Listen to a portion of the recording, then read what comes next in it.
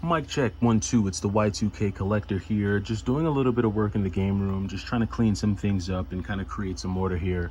But while I'm in here and I'm doing some of that, I wanted to respond to a comment that I got recently from a viewer who asked me if I thought, or what I thought about, I think, Amazon cracking down on resellers in a nutshell.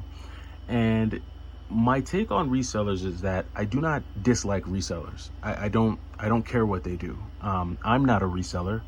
I buy and collect video games. If I happen to find a game that I already have in my collection, but it's a condition upgrade, I'll buy the upgrade and then sell the other one, because I like to have games in as good of a condition as possible. But I really don't care about resellers and what they do. And to be quite honest with you, like them or not, resellers help the community. If it weren't for resellers, a lot of us probably wouldn't have some of the games that we have in our collection today. Probably not when it comes to the more common games like a Mario DS or a Yoshi DS. But when you start thinking about like more obscure games like a Commando, Steel Disaster, or when you start thinking about games like Bang.io, these are not games that you'll typically see at a game store or even at GameStop. So sometimes you need those resellers for those games for those rare games that you do want to have in your collection that you've always wanted to play or that you've always wanted to try. One time I thought I was going to get really lucky and pick up a copy of Shadow of the Ninja on GameStop, but unfortunately they gassed me. They told me that I had it in my cart, but then when it came time to check out, they never sent me the game. So a game like Shadow of the Ninja, it's going to be pretty difficult to find, especially if your local retro game store doesn't have it. If it's a game that you really want to have an experience, 9 times out of 10, you're going to have to go online to get it, eBay, Amazon, wherever, and pick it up. And if that's what you got to do, that's what you got to do, But I feel no way about it. Now, I do think that resellers are in danger for a lot of the reasons that I mentioned in the video that I put out this morning, just with regards to people not really having the funds to continue to purchase video games at the rate that they have been. But for me, I keep my games. Pretty much all the games that you've seen me show on this channel, they're still in my collection. And if they're not here, it's because I sold them to buy new games or add different games to my collection. But I do think that the reselling game is going to change. It's already started to change. And when I think about reselling, especially when I think about reselling on YouTube, obviously my mind goes to probably the most, or one of the most successful resellers on YouTube, who is Phoenix Resell, right? And I kind of look at him and say, okay, well, what's a Phoenix Resell doing in this current economic climate? And when you look at someone like a Phoenix Resell, I think he just launched his 1UP app. I think he's done like the commercial launch of the 1UP app. I think before you could only download it through like a particular link or something, but I think he's gone through and refined it, and now you can, I might be wrong, someone can let me know down in the comments, but I think you can like purchase it from like the App Store or whatever the case may be and start using it. But that just tells me that a guy like Phoenix Resell isn't in the reselling business anymore.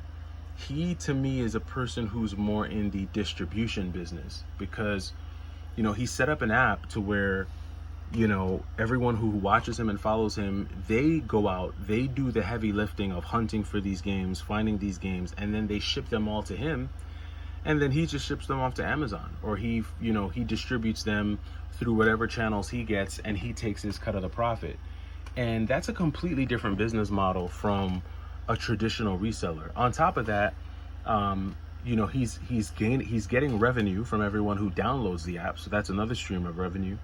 And then he has his YouTube channel, which I don't know how popular it is anymore. I don't know what the viewership looks like, because I haven't really watched a Phoenix Resell video in a long time. Not because I don't like him or anything, just because I haven't, like, his channels don't pop up in my feed anymore, and I don't know why that is.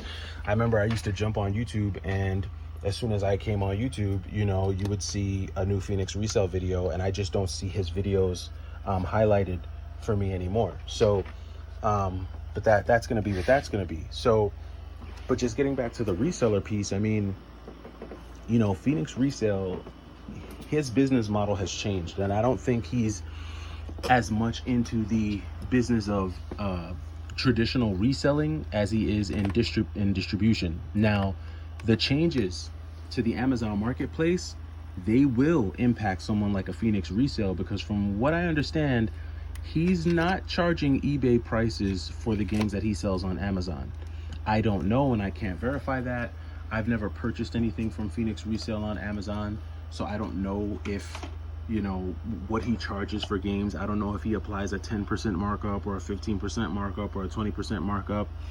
But if it is true that he is applying crazy markups to the games that he sells on Amazon, then this new Amazon policy for resellers could do some damage to his reselling business, because now he won't be able to charge someone $60 for, Mario 64, or whatever he might be charging. Because again, I don't know what he charges. I don't even know if he is overcharging. I've never bought anything from him on Amazon, so I don't know. But if that is something that he's doing, then these new Amazon policies will not only impact him, but they'll impact anyone who's engaging in that type of reselling strategy. So overall, I think that what you're gonna start to see over the next few months is just, you're gonna see probably people leave the hobby, or you'll see people kind of pause on the hobby. They may not be as engaged in buying retro games and collecting retro games and things like that. I'm sure there will be some level of a drop-off, but that's life. There's an ebb and flow to things. Things are hot, then they're cold, then they're hot again. And I've seen a lot of comments in my comment section talking about emulation, and a lot of people saying, well, this is why you should emulate, because I posted a video earlier about how Mario Party 7, a copy of Mario Party 7 that I got, wasn't working, and a lot of people were just like, yeah, this is why emulation is so important. This is why emulation is so important. I think emulation has an extremely important place in the hobby of video games and retro gaming. I would never discount that. But like everything else, like any other hobby, you are always going to have the group of individuals who strongly enjoy being able to have the physical experience. And they're gonna enjoy using original hardware. That's never gonna go away. No matter how much we emulate, there will always be that community there. So and as long as that community is there, there's gonna be a market for resellers, because these things tend to live a lot longer than we do. And I'm sure 100 years from now, unless someone completely comes and just smashes this controller to pieces, this piece of plastic will still be around 100 years from now when I am not. And there may be someone who picks it up and says, wow, you mean to tell me a century ago people actually played with things like this? And at that point, this will transcend from being a controller to being a piece of history.